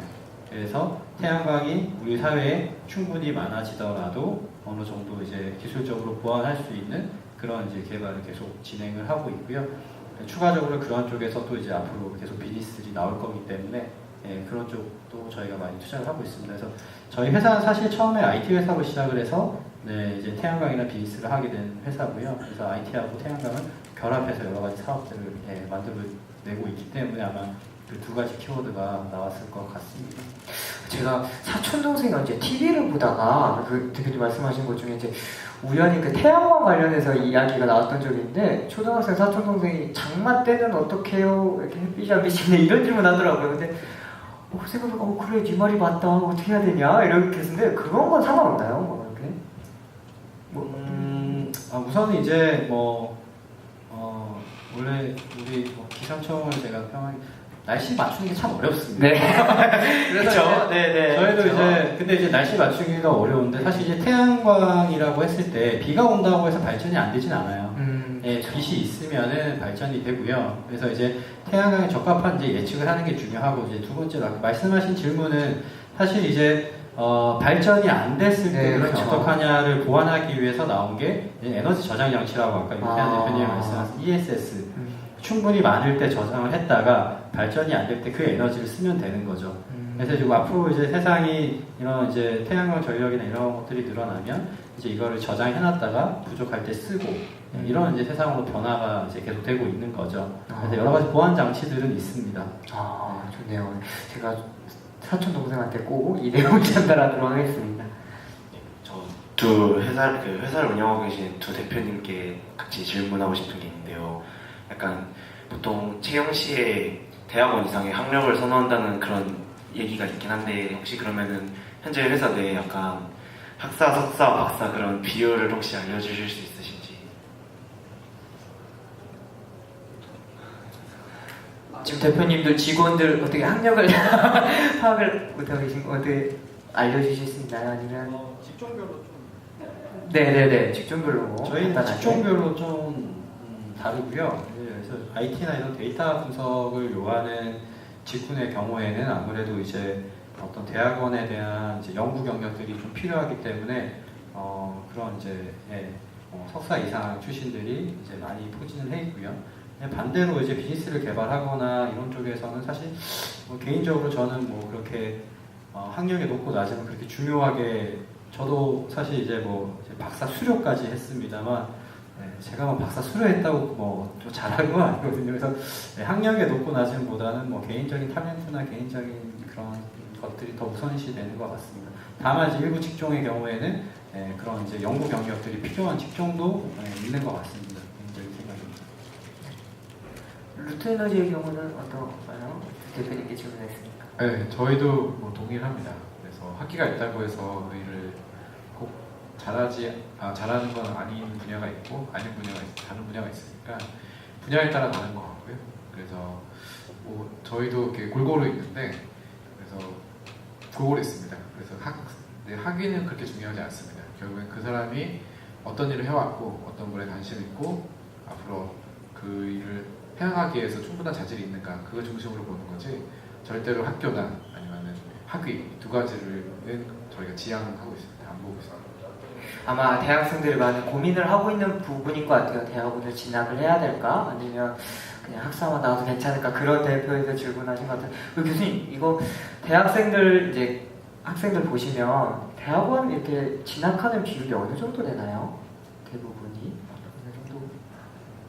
글쎄요, 그건 저는 잘 모르겠고 대학원을 와도 자기가 뭘 할 거냐 할 생각을 하고 와야지 그냥 남이 가니까 같이 가고 그래가지고는 안 되는 것 같아요. 그리고 이왕 마이크를 받았으니까 여러분들 지금 에너지와 직업에 대해서 이제 이 토론이 진행이 되는데 이 에너지가 그냥 막 아무 데서나 막 있는 게 아니고요. 에너지도 쓸모 있는 에너지가 있고 사람이 쓸 수 있는 에너지가 있어요. 그게 연력학 제1법칙에 의하면 전체 에너지의 총량은 변하지를 않거든요. 그런데 우리가 쓸모 있게 에너지를 쓸모 있는 원을 찾아가지고 그거를 우리 생활에 편리하게 전환해서 사용하는 것 뿐이지 그래가지고 엔트로피가 증가한다. 연력학 제2법칙에 의하면 쓸모 있는 에너지가 사용돼가지고 언젠간 쓸모 없는 에너지로 가거든요. 그러니까 그 과정에서 그걸 전기라든가 다른 형태로 변화시켜가지고 그걸 사용하는데 아무것도 모르고 과학을 아무것도 개념도 모르고 창업을 하면은 절대로 망합니다. 물리를 공부를 제대로 안 하고 무슨 창업을 하고 그건 말도 안 되는 이야기고 과학하고 기술의 아주 근본적인 개념을 머리에다 콱 두고서 거기에다 자기의 정열과 노력과 이런 게 합의가 합쳐져 가지고 그게 창업이 되고 상품이 돼서 남의 마음을 좀 여건이 좋다면 풍력 쪽 산업, 그리고 또 기회가 된다면 이제 그 배터리 ESS라고 불리는 그런 저장장치에 대한 분야를 조금 더 이렇게 하지 않았을까, 네, 생각이. 풍력적으로 네 우리 해준 대표님은 네. 네, 저도 뭐 태양광을 꼭 고집하는 건 아닙니다. 분명 여건상 태양광이 이제 가장 쉽게 확산을 할 수 있고 그런 이제 어떤 여건이 맞는 에너지이기 때문에 태양광에 저희가 집중을 하고 있는 것이죠. 당연히 풍력도 여건이 좋다면 당연히 저희가 개발을 해야 되고 다른 에너지원들을 개발할 수 있다면 뭐 충분히 개발할 여지는 있다고 생각을 하고 있습니다. 태양광만 강조하진 않고 여러 가지 다 에너지 열려 있습니다. 네, 다양한 에너지. 네. 저 이정재 실장님께 질문 드리고 싶은데요. 네, 저 현재 그 미래 직업 연구에 대해서 현재 에너지 분야 쪽에서 혹시 실장님께서 추천하고 싶은 그런 미래 유망 직종 그런 게 있으신지? 예, 저희가 이제 앞서 말씀드린 대로 그 미래 직업들을 발굴해서 그러한 정보를 이제 확산하는 일을 하고 있다고 말씀을 드렸고요. 에너지 관련해서는 그러니까 그 몇 가지 직업들을 도출을 했는데요. 구체적으로 아까 이제 신재생 에너지 전문가라는 그런 직업을 말씀을 드렸고요. 오늘 이 자리에 와서 여기 들었는데, 그러니까 여기 해준 대표님 같은 경우는 아마도 스마트 그리드 엔지니어 쪽이 아닌가라는 생각이 들어요. 그러니까 아까처럼 이제 전체적인 에너지를 저장하고 이제 통제하고 관리하는 이런 부분도 이제 하나의 그 유망 직업으로 저희가 발굴을 해서 일단은 배포를 하고 있고요. 또 저희가 이제 직업을 발굴하는 데 있어서 좀 사회적 이슈, 그러니까 사회적으로 어떤 이슈화되는 부분들하고 연계를 하려고 해서 저희가 그 사회적 격차 해소라는 분야에 대해서 직업을 발굴하다가 그 사회적 격차의 한 분야가 에너지 격차라는 분야가 있어요. 근데 이제 일단은 총량적인 에너지는 아까 교수님이 말씀하신 대로 이렇게 정해져 있고요. 앞으로의 어떤 에너지 고갈 문제가 많이 그 심화될 것이고, 또 어떤 사회적인 어떤 그런 그 부의 격차라든지 약간의 어떤 불평등들도 상당히 좀 심화가 될 것이다. 그거에 따라서 이런 에너지 사용에 있어서도 상당히 빈익빈 부익부의 어떤 그런 형태가 조금 나오지 않을까라는 전반적인 어떤 상황적 배경을 놓고 에너지를 굉장히 효율적으로 조금 사용해야 된다는 관점에서 구체적으로 두 가지 직업이 있었어요. 하나는 그 에너지 하베스팅 전문가라고 해서, 이건 하베스팅은 이제 영어인데요. 그냥 그대로 이게 수확한다는 뜻이에요. 우리 어떤 생활에 전반적으로 널려져 있는 이제 여러 가지 우리가 모르는, 그리고 모르게 소비가 되는 에너지들을 전부 이렇게 수확하듯이 잡아서 그 에너지를 다시 이렇게 사용하는 그러한 부분이 있고요. 또 한 분야는 실질적으로 원천적으로 옆에 대표님이 도시공학을 했다니까 이제 이런 건축 쪽하고 좀 관련이 있는데요. 앞에 얘기했던 거는 대략 이제 전기전자공학 쪽하고 좀 관련이 있고요. 건축 쪽하고 관련이 있는데 아예 원천적으로 에너지 소비가 없는 이런 구조물들을 좀 만들자. 그래서 그 제로 에너지 빌딩 설계사라는 그런 직업도 발굴해서 배포한 게 있어요. 그러니까 이런 부분들은 이제 건축도 하고, 또 사실은 건축만 하는 게 아니라 기계나 전자도 다 관련이 있어요. 그 구조물에 들어가는. 그래서 어떤 다양한 전공들이 꼭 하나의 전공이 뭐 에너지에 관련되는 건 아니고, 이런 에너지의 어떤 효율적인 사용, 그런 낭비 없고, 뭐 이제 그런 부분들을 이제 앞으로 이런 에너지 효율적으로 사용하기 위한 직업들이 분명히 유망할 것이다. 그리고 그러한 직업들이 상당히 사회적인 어떤 지위도, 사회적인 유상도 좀 확보할 것이다라고 해서 하여튼 구체적으로 그러한 직업들을 발굴해서 이미 책자나 뭐 여러 가지 매체를 통해서 배포가 되고 있습니다. 네, 그렇군요. 그럼 두 가지 직종, 제가 첫 번째는 에너지를 이제 수학한다. 그게 좀 빅데이터 기반에서 한다는 말씀이신 건가요? 아니면 이게 사실 좀 다른 개념인 것 같긴 한데 제가 예, 빅데이터하고는 조금 개념이 다르고요. 빅데이터는 이제 데이터들에서 새로운 정보를 조금 이렇게 만드는 그런 쪽의 관점이 맞고요. 에너지는 실질적으로 우리 그 실생활에서 여러 가지 이제 버려지는 에너지들이 있어요. 네네. 그런 부분들을 우리가 이제 다 잡아내는 거죠. 아, 그 예를 들어서 뭐 집에서 이거는 이 개념하고는 좀 다른데 뭐 쉽게 얘기하면은 그 집에서 운동을 하면서 자가 발전해서 그 만든 에너지 갖고 활용한다는 그런 기사들이 간혹 떴는데 그런 걸 보신 분들이 있는지 모르겠어요. 실제 자전거를 타면은 거기서 에너지 나오잖아요. 네네네. 그거를 저장을 하던 어떤 형태로 해서 그 나오는 에너지 갖고 집에 어떤 전기원을 이렇게 돌리는 그런 형태거든요. 그러니까 아주 단순한 게는 이제 그런 형태고 우리 실생활에 이루어지는 여러 가지 소비되는 에너지들을 다시 재생산, 그러니까 재활용하게끔 하는 뭐 이런 여러 가지 일들, 상당히 전문적인 영역이죠. 네, 그러네요. 네. 네, 교수님께서 그런- 추가로 네. 그런 에너지 하베스팅 이런 게 굉장히 앞으로 유망할 수 있는데 그 에너지를 그러니까 쓸모 있는 에너지로 저축하는 방법이 바로 우리 인간의 몸 속에서 일어나는 것들이 그럴 수 있는 거거든요. 그래서 우리 화학 시간에 산화와 환원을 공부를 하는데 뭐 전자를 내놓는 거, 전자를 받는 거 이런 거를 이제 아무 의미 없이 그냥 그런가 보다 생각하는데 그게 바로 산화와 환원이고 그런 산화와 환원 과정에서 에너지가 저축도 되고 에너지가 소비도 되고 그러는 거거든요. 일종의. 그러니까 그것이 모두 뭐 태양 전지에서도 그렇고 바이오매스에서도 그렇고 뭐 모든 거에서 다 일어나는 과정이 그런 걸로 우리 물리학에서는 볼 수가 있어요.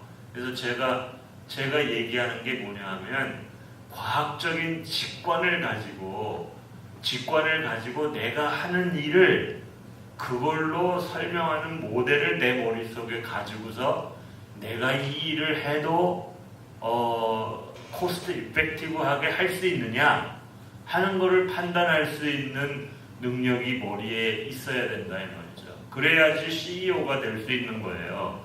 내가 안 되는 일을 CEO가 돼가지고 자꾸 하려고 그러면 현존하는 기술 가지고 할 수 없죠. 그렇지만 현존하는 기술을 가지고 그거를 값싸게 코스트 이펙티브하게 리턴이 굉장히 크게 할 수 있는 게 무엇일까?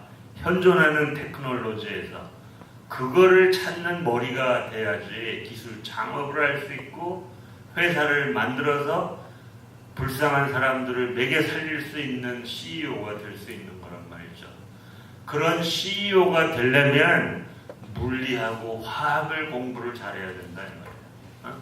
그거를 고등학교 때 잘 연마를 해야 돼요. 그렇지 않고 뭘 하려고 그러면 그거는 우물에서 숭늉 날라는 거나 다를 바가 없어요. 그래서 창업을 할 사람들을 제발 공부를 잘해야 돼요. 그러려면 스마트폰을 좀 덜 보고 그거를 연마를 해야죠. 그 청소년들이 그래야 된단 말이에요. 다른 사람을 먹여 살리기 위해서 내가 희생하겠다. 그런 마음이 있어야지 공부를 할 수 있는 거 아니겠습니까? 그게 창의재단이 바로 이 진로 멘토링 팁을 하는 목적이에요. 그래서 그런 인물들이 많이 나오기를 정말로 저는 바랍니다. 네, 교수님께서는 이제 창업을 꿈꾸는 학생들한테 조금 현실적인 이야기를 해주시는 것 같아요. 근데 저기 물리학을 이제 전공하신 유태한 대표님께서 웃으셨는데 우리 도시공학 궁금하신 nelson 대표님께서는 이렇게 고개를 이렇게 하시는데 우리 도시공학도 괜찮죠, 교수님? 아 물론 그죠? 네, 물리학 화학만 말씀을 하셔서 네. 네. 계속 이렇게 움직이시더라고요. 네, 그래서 네. 혹시 뭐 추가로 이렇게 해주실 말씀 있나요? 뭐 참. 네. 에너지 하베스팅에 대해서는 저희가 개중에 괜찮은 직업이라고 해서 동영상을 만들어서 올려놨어요. 그러니까 혹시 이게 편집이 안 된다면은 학생들이 한번 찾아보면은 하베스팅 전문가에 대해서 이해를 쉽게 할 수 있을 거예요. 하베스팅 전문가라고 어디다 치면 되나요? 에너지 하베스팅 전문가인데요. 에너지 하베스팅 전문가. 유튜브에서 그냥 미래 직업 또는 신직업 뭐 이렇게 과학기술 같이 치면은 거기서 여러 가지 동영상이 뜨는데 쉽게 발굴할 수 있을 거예요. 아직 뭘 해야 될지 모르는 친구들이 한번 보면 좀 자기 이쪽 분야가 유망하다 이런 거 좀 결정할 수 있는 좋은 거죠? 예, 그 책자에서 보면은 대략적으로 직업의 탄생, 뭐 직업에서 어떤 일을 해야 되는지, 직업의 유망성 정도를 다 담고 있는데요.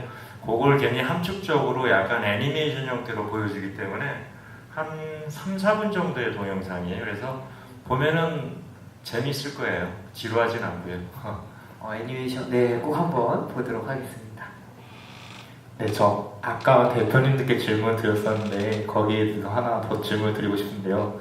네, 이 영상을 보고 있을 많은 학생들이 공부를 열심히 하고 나중에 두 대표님들처럼 창업을 하고 싶은 학생들이 있을 텐데 저희 나라가 지금 여건이 좀 안 돼서 지금 태양광 쪽으로 많이 지금 태양광이 좀 그나마 많이 발전돼 있잖아요. 근데 다른 에너지 분야를 하고 싶은 학생들이 있을 수도 있는데 그런 학생들이 나중에 창업을 할 때 그런 에너지 분야에 자신 있게 발 디딜 수 있게 우리나라 여건이 이루어지려면은 무슨 국가적으로 무슨 약간 지원이나 그런 게 필요할까요?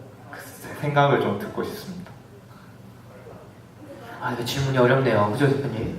태양광 말고 다른 거 어떤? 지금 뭐 국가적인 지원은 창업적 지원은 지금 굉장히 많아진 것 같아요. 점점 지금 많아지고 지금 충분히 많아진 것 같고요. 아마 이제 지금 보고 계시는 분들이 에너지 쪽 창업을 할 때는 아마 제가 지금 하고 있는 일이랑 많이 다른 일을 하고 계실 가능성이 클 것 같습니다. 그쵸, 네. 당연히 이게 이어지진 않을 것 같고요. 그래서 아까 교수님 말씀하신 것처럼 이걸 응용할 수 있는 기본기가 굉장히 중요한 것 같습니다. 제가 수학, 물리학 전공 아니지만 좀 수학을 좋아하는 게 있었고요. 수학 좋아했었습니다. 어쨌든 이제 중요한 거는 그런 기본기만 있으면 그 시대에 맞는 그리고 조금 더 빠른 비즈니스라는 거 조금 더 빠르게 저는 이제 너무 빨라도 안 되고 조금 더 빠른 정도 속도로 이제 가게 되면 비즈니스에서는 굉장히 좀 경제 우위를 가져갈 수 있다고 생각을 하거든요. 그래서 아마 지금 이걸 보시는 분들이 언제 에너지 사업을 시작하실지 모르겠지만 계속 변화할 겁니다. 지금보다 더 빠르게 변화가 될 것이고 그때 아마 맞춰서 거기에 맞는 걸 진행하시는 게 다르지 않을까. 윤태현 대표님도 어떻게?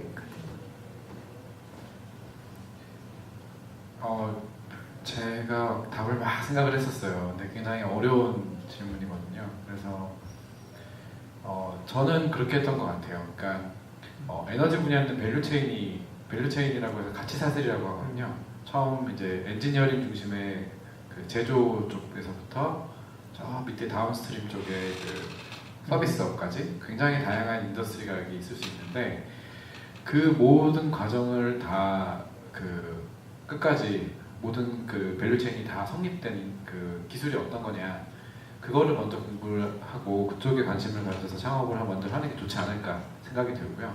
그 과정을 다 이해하고 창업을 해서 오랫동안 숙련이 되면은 그 기술에서 다음 기술로 넘어가는 거는 훨씬 더 쉽습니다. 그래서 저나 이제 권호연 대표님이나 태양광 분야를 이렇게 하는 거는 어떻게 보면은 우리나라에서 그 서비스까지 전부 다 좀 잘 이루어져 있는 그 기술이기 때문에 이쪽 분야를 더 집중적으로 하고 있는 것이고 저희도 뭐 하베스팅이나 스마트 그리드 다 할 수 있죠. 근데 풍력도 할 수 있고 근데 그런 것들이 아직은 그 밸류체인이 다 완성되지 않았고 뭔가 시장에서 새로운 플레이어가 뛰어들기에 조금 아직은 조금 이른 그런 감이 있습니다. 그래서 만약에 지금 다른 기술로 하고 싶은 분들, 공부하시는 분들도 그거를 이제 지금 당장은 이제 그 기술자로 해서 엔지니어링으로 가실 때는 뭐 엔지니어가 되셔도 괜찮지만 어떤 그 서비스 분야에 창업을 한다던가 아니면 새로운 도전을 하려면은 그 밸류체인에 이 기술이 어디쯤에 있는지를 잘 살펴보고 나서 결정을 했으면 좋겠다. 그리고 만약에 그 기술에 큰 그 차이가 없다면 이미 다 개발되어 있는 기술을 먼저 이제 창업을 해보거나 아니면 그쪽에서 일을 해보는 게 더 도움이 되지 않을까 생각이 듭니다. 네네. 더 혹시 말씀하실 거? 네. 대표님 제가 또 궁금한 게 하나 생겼는데 이제 원전 문제가 좀 계속 생겨나고 있잖아요. 근데 이거를 이제 원전에서 얻지 못한 에너지를 얻을 수 있는 방법들이 계속 이제 이런 신재생 에너지로도 생겨나는 것 같은데 이게 사실 원전으로 나올 수 있는 에너지가 있고 또 그러잖아요. 근데 이거를 하나를 만약 가동을 중단하면 어느 정도 에너지가 혹시 있어야 되는 건가요? 그 정도로 혹시 할 수 있을까요? 그거는 그죠, 너무 어려운. 질문이 정확하게 원전 하나 줄이기 정책 확산이 지금 있잖아요. 예. 원전 근데 줄어든 원전에서 얻지 못한 에너지를 얻을 수 있는 방법들이 있는데 그 원전 네. 하나를 줄이면 그만큼 에너지가 안 나오게 되는 건데 어떻게 이렇게 문제점을 해결할 수 있을지. 제가 보기에는 그 두 가지인 것 같습니다. 하나는 저희가 지금 하는 것처럼 태양광이나 풍력 같은 재생에너지를 생산을 늘리는 거고요. 네. 두 번째는 저희가 낭비되고 있는 에너지를 줄이는 것들. 낭비되고 있는 네. 에너지. 뭐 그거를 이제 수요 관리라는 표현을 하기도 하고요. 수요 측면에서 전기를 절약을 해주면 그만큼 발전소를 덜 지어도 되기 때문에 가상 발전소가 만들어집니다. 그래서 저희가 그렇게 절약도 성공적으로 해내고 또 생산도 거꾸로 재생에너지를 생산을 해내면 그만큼 줄이는 게 훨씬 더 빨라집니다. 실제로 우리 지금 중앙정부의 정책도 네. 그 두 가지를 육성하는 게 주요한 방향입니다. 네, 그래서 그 두 가지가 가장 중요할 것 같습니다. 네. 두 대표님께 약간 민감한 질문일 수도 있는데요. 아이고 진짜. 네. 많은 사람들 오히려 좀 궁금해할 것 같기도 하는 거라서 좀 저도 궁금하기도 하고 그래서 여쭤보는데 혹시 수익이 어느 정도 되는지 말해주실 수 있을까요? 아이고 뭐 비밀이니까 뭐 이렇게 꼭 말씀 안 해주셔도 되고 그냥 뭐 대략적으로 어느 정도다라고 말씀해 주시면 아무래도 학생들이 좋아하겠죠. 네, 매출. 네, 저희가 훨씬 적으니까 저희부터 얘기할게요.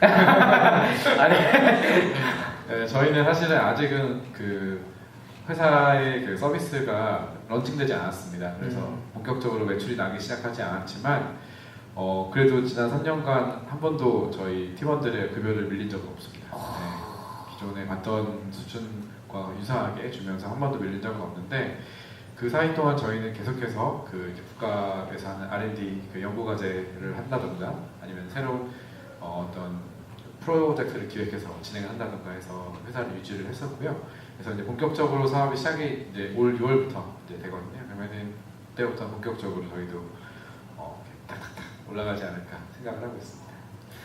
저 친구가 굉장히 대표님 기업에 들어가고 싶어하는 눈치인데 그죠? 네. 저희가 더 좋은 회사가 있기 때문에 네. 신 대표님. 저희는 작년에 매출이 한 70억 정도 이제 매출을 했고요. 아마 올해는 한 2배 정도 늘어날 것 같습니다. 아마 태양광 시장이 저희가 생각한 것보다 더 빠르게 성장을 하고 있어요. 그리고 아마 앞으로 더 빨라질 것 같습니다. 근데 이제 그거에 대한 이제 빨라지는 건 좋은데 이제 여기에 대한 준비를 해야 되죠. 준비하는 게 더 중요한 것 같습니다. 네. 우리 김태우 학생은 루트 에너지에 관심이 있고 이동빈 학생은 우리 해좀 70억 듣고 약간 공감을 하는데 꼭 대표님한테 좀 더 번호 받아가셔서 연락. 어떻게 나중에 혹시 막 이렇게 채용할 때 저 친구도 어떻게 지원하면 좀 가산 좀 있나요? 네. 친구들이 전공이 의예과라고 하죠. 그쵸, 혹시 나중에 석박사를 그쪽으로 가면 네 하면 좋을 것 같습니다. 우리 한 마지막 질문 한번 이렇게 해볼까요? 저 이정재 실장님께 질문 드리고 싶은데 한국과학기술기획평가원이라는 그 기관에서 일하고 싶은 학생들에게 뭐 하고 싶은 말씀이나 그런 아니면은 좀 바라는 점이 그런 거 있으시면 한 말씀 해주시면 감사하겠습니다.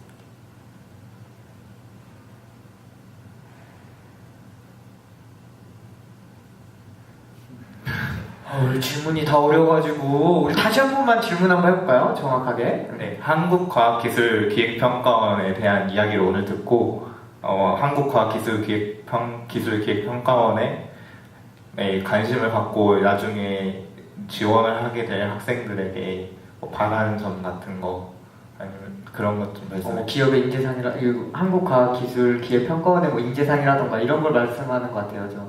글쎄 오늘 이게 온라인으로 하고 이게 어떤 청중을 대상으로 얘기를 해야 될지 처음에 감을 잘 못 잡았어요. 이게 초등학생으로 대상을 해야 될지 중학생을 대상으로 해야 될지 대학생하고 얘기해야 될지 그게 사용하는 언어도 다르고 그 사람들을 이해를 해야 되는데 사실은 이제 한국과학기술기획평가원은 굉장히 생소해요.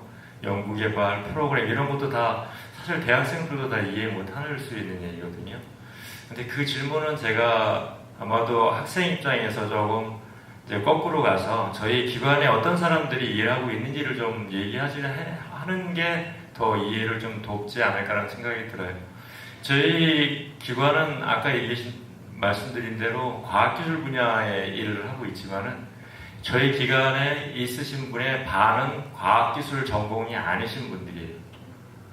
아무래도 행정이나 인문사회 쪽에 일을 하신 분들이고요. 또 반은 과학기술에 관련된 특히 이학공학에 전공을 하신 분들이에요. 근데 이학공학을 전공하신 분들은 최소한 석사고요. 대부분이 박사예요. 왜 그러냐면은 실질적으로 저희가 과학기술 관련된 일들을 하기 때문에 그거를 정확하게 이해하고 그거에 대한 투자, 그거에 대한 어떤 평가, 그거에 대한 기획을 하기 위해서는 전문성을 갖춰야 되거든요. 그렇기 때문에 과학기술 전공자들은 대부분이 박사이고 고학력자들이 좀 많고요. 나머지는 또 정책이라는 건 또 과학기술 전문성이 아니라 또 정책을 입안하고 정책을 추진하는 다른 어떤 행정적에 관련된 어떤 능력들이 필요하거든요. 이러한 쪽에도 상당히 고학력자가 많이 포진하고 있는데 과학기술 분야보다는 그래도 한 석사급 이상들의 어떤 인력들이 많이 있어요. 그래서 저희 기관은 학사 연구원들은 거의 드물어요. 네, 이제 전체 기업 네 분께 동시에 질문을 드릴 건데 우리 교수님부터 제가 에너지 쪽으로 이제 진로를 고민하고 있는 대학생들이 분명 있을 거란 말이에요. 이걸 보고 있는 학생들이 그런 학생들한테 혹시 해주실 말씀 있는지 우리 교수님부터 혹시 해주실 말씀 있으신가요? 에너지 쪽으로 진로를 결정하려는 고민하고 있는 친구들한테. 제가 도중에도 얘기를 했지만 무엇을 공부하고 무엇을 전공하더라도 과학에 대한 기본 개념과 그거를 잘 이해하고 응용할 수 있는 소양과 능력이 있어야 되고요. 그 다음에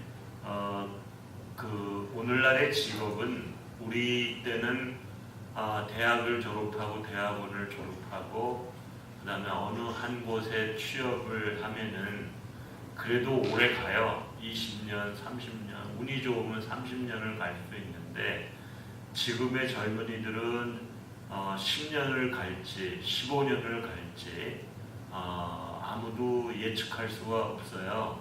그러면 인생이 1모작도 하고 2모작도 하고 3모작도 하고 그런 식으로 변해야 되는데 변하면 세상이 변할 때 내가 변모할 수 있는 능력을 스스로 갖추어야 되거든요. 그런데 그렇게 변모하는 거에도 제가 보기는 뚜렷한 기초 실력이 갖추어져 있으면 새로운 터전을 일자리를 새로운 돈이 몰리는 곳이 어딘지 그것을 이렇게 통찰력이 생길 거거든요. 그래서 그거에 맞춰서 변하는 거지. 내가 지금 에너지를 공부한다, 에너지를 하고 싶다. 그래도 막상 사회에 나가면 에너지를 실제로 할 수 있을지 못할지 그건 아무도 모르거든요.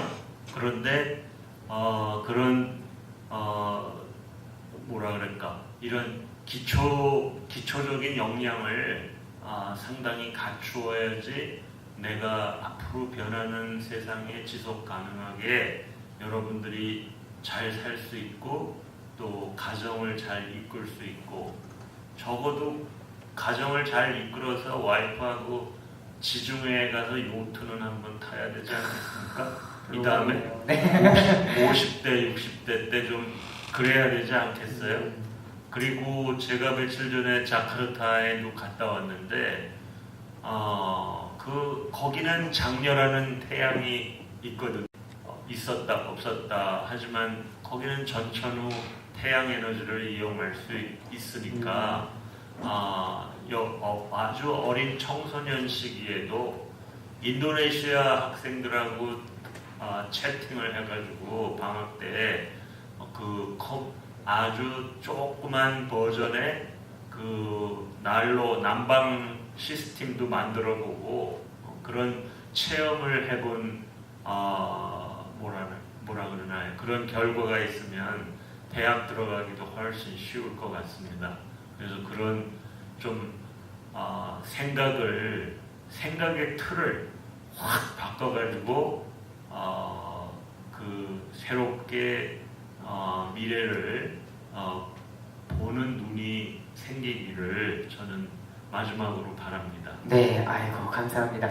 우리 실장님도 에너지 쪽으로 진로를 고민하고 있는 대학생들한테 해주시고 싶은 말씀 있으신지? 예. 근데 이제 뭐 꼭 에너지라고 얘기하기는, 그러니까 일단 에너지 분야에 대해서 국한돼서 얘기하면 에너지는 하여튼 앞으로도, 그러니까 현재도 그렇지만은 미래에도 우리 사회적으로 굉장히 중요한 이슈이고 이쪽에 어떤 다양한 어떤 활동의 기회는 주어질 것이다. 그래서 관심이 있으면은 굉장히 적극적으로 열심히 해보라는 말씀을 좀 드리고 싶고요.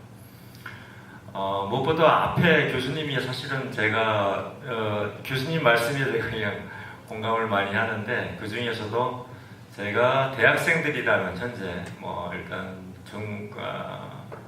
대학생이라고 하면은 실질적으로 이쪽의 분야에 특히 공부를 하고 있는 학생이고 앞으로도 직업이나 실제 창업이나 또는 어떤 창직을 꿈꾸는 학생이라면은 실제로 대학생활 동안 실전 역량이라고 할까요? 실제 강의실에서 배우는 것 이외에 학교에서도 상당히 이러한 실습이라든지 무엇인가를 교과서에서 벗어난 그리고 경험 위주의 학습들을 많이 하려고 해요. 근데 아직까지는 상당히 부족한 게 우리의 교육대 현실이고요. 학생들도 그런 걸 많이 바라고 있지만은 학생 스스로도 실질적으로 자기가 실질적인 문제에 도전하고 그거를 해결해보는 과정을 직접 이 대학 시절에 많이 겪어본다면은 그러한 경험과 거기에 쌓여있던 실제 체화된 지식들이 실제 자기가 사회에 나갔을 때 큰 도움이 될 수 있지 않을까라는 생각을 합니다. 그래서 교수님 바로 마지막에 말미에 말씀하셨던 부분이에요. 그런 적극적으로 도전해가지고 경험, 그런 것들을 많이 해봤으면 좋겠어요.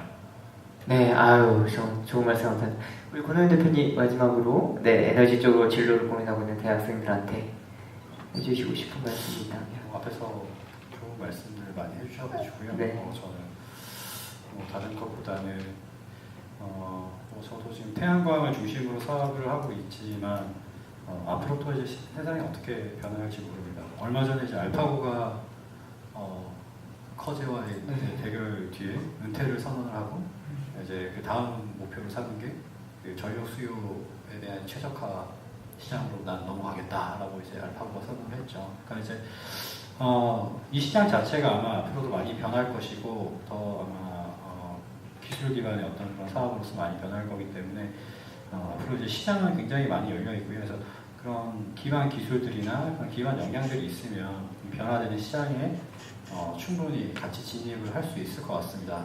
다만 이제 또 창업한 입장에서 또 말씀드리면 말씀드린 것처럼 이제 창업을 하시게 되면 어려움도 있고 기쁨도 있습니다. 네, 아마 직장 생활도 마찬가지일 거예요. 어려움도 분명히 있고요. 네, 그래서 이제 그런 걸 떠나서 아마 한 번쯤은 그래도 도전을 해볼 만한 것이 창업인 것 같습니다. 제가 그동안 뭐 한 10년 동안 제가 습득을 하고 배우고 이제 사회에서 익혔던 게 창업을 하고는 뭐 1년, 2년 이렇게 속도가 이제 제가 습득하는 속도나 이런 것들이 굉장히 빨라집니다. 많은 것들을 배울 수 있고요. 그래서 여러분들 인생에서 한 번쯤 창업은 꼭 한 번쯤은 도전해보고 또 성취해볼 만한 일이라고 마지막으로 말씀드리고 싶습니다. 네, 네, 감사합니다. 네, 이태현 대표님도 마지막으로. 네. 다 앞에서 너무 좋은 말씀을 많이 해주신 것 같습니다. 기본이 중요하고 그리고 많은 경험을 쌓아야 되고 또 창업이라는 거는 꼭 언제든 하게 돼 있습니다. 퇴직을 하시면 치킨집이라도 창업을 해야 돼요. 그래서 창업은 일찍 할수록 좋은 것 같다는 생각이 들고요. 저는 마지막으로 좀 말씀드리고 싶은 부분은 이런 에너지 분야 그리고 재생에너지 분야는 전 세계적으로도 가장 큰 비즈니스 기회가 있습니다. 그리고 가장 많은 돈이 몰리고 있고요. 가장 많은 일자리가 빠르게 증가하고 있는 이 산업입니다. 그러니까 국내에 있는 우리 인재분들도 이 분야에 관심을 가지고 더 많이 찾아보고 공부했으면 좋겠고요. 창업 꼭 한번 도전해 보시기 바랍니다. 네, 기본 소양을 갖추고 창업을 하라, 좋은 말씀이셨고요. 에너지 분야로 진로를 고민하고 있는 대학생들에게 도움이 되었으면 좋겠습니다. 이상 진로TV를 마치도록 하겠습니다. 고생하셨습니다.